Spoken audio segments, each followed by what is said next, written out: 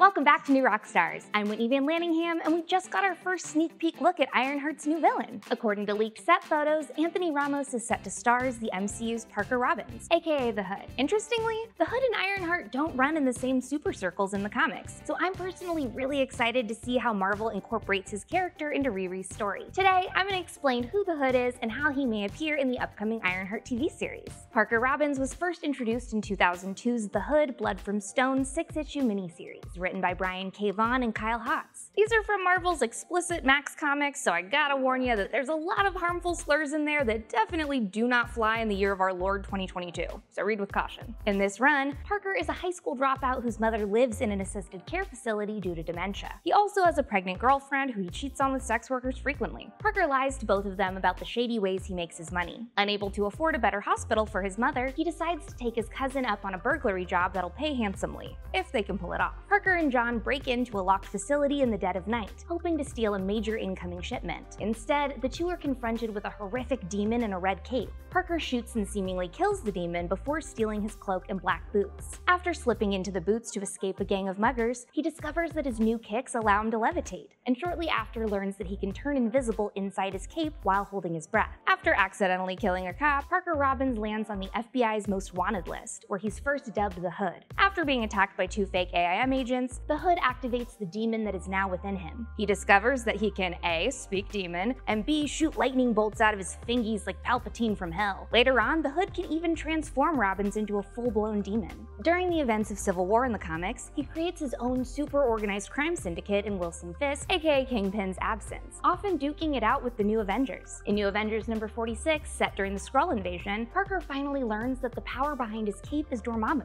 ruler of the Dark Dimension. During the events of the Dark Reign, Norman Osborn recruits the Hood and his crime syndicate to protect Osborn's Avengers from the New Avengers' attacks, and Parker uses Dormammu's powers to resurrect a team of dead villains to help stop the Punisher from killing Osborn. Dormammu later empowers the Hood with enough magic to hunt down Doctor Strange and kill him, allowing him to become the next Sorcerer Supreme. Parker fails to capture Strange, but I'm personally fascinated by Parker's allegiance to Dormammu. She-Hulk season is upon us! Is it okay to say She-Hulk season? I'm just gonna say it. She-Hulk season! If you're green with envy for Marvel's newest attorney, EpicHeroShop.com has you covered. Latest obsession number 19, Lady Justice, is available in the shop for a limited time. And if that's not enough for you, Epic Hero Shop's got a Girl Boss shirt in a font that maybe fans of She-Hulk will recognize. But I think that what we all love about She-Hulk isn't just the ability to boldly forge novel legal precedents in the name of justice, or her perfect green skin. It's that, in a lot of ways, she's the personification of justice itself. That's what the Superhuman Law Division tee is all about. Justice is jacked. These designs would be rad if they were on posters, but you get to wear them?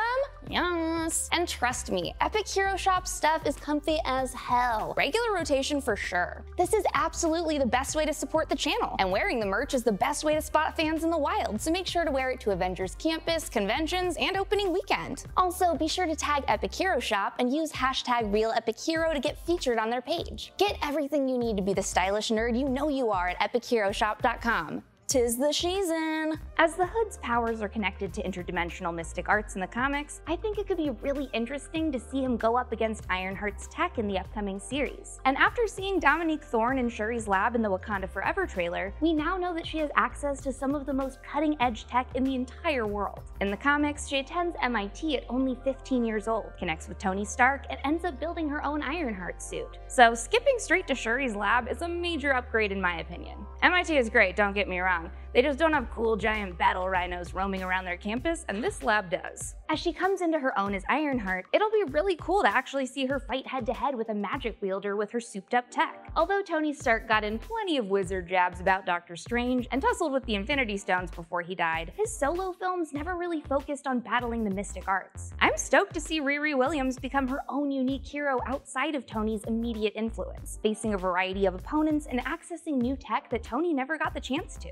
And that's where the Hood might come in. If Riri has access to vibranium, Wakandan tech, or even some of the PIM tech we've seen pop up so far in Phase 4, Parker Robbins and his organized crime ring might want to get their hands on it. I have a feeling that the Hood won't be the one pulling the strings at first when he debuts, because the escalation of Robin's ambitions is what makes the character so interesting on the page. Like I mentioned a second ago, the Hood did work as a hired gun in several of his early comics, sent to hunt down heroes on behalf of other bigger villains. Although I know it's highly unlikely that Norman Osborn is going to randomly pop up in Ironheart as the big bad behind the Hood's crimes, I do think that we could see him working with another baddie that we've suspected will fill aspects of Osborn's shoes in the MCU.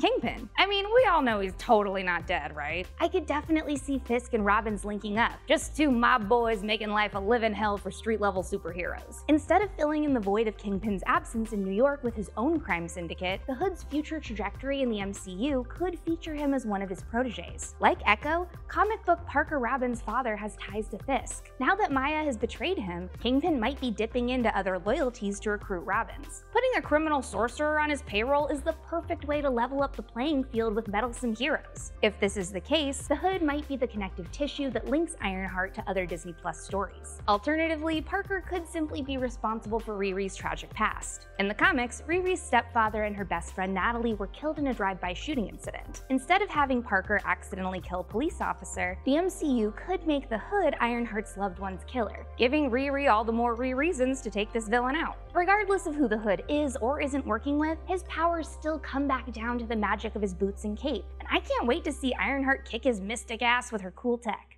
Follow me on Instagram and Twitter at Whitney Puppy, follow New Rockstars, subscribe to New Rockstars for more analysis of everything you love, and thanks for watching. Bye!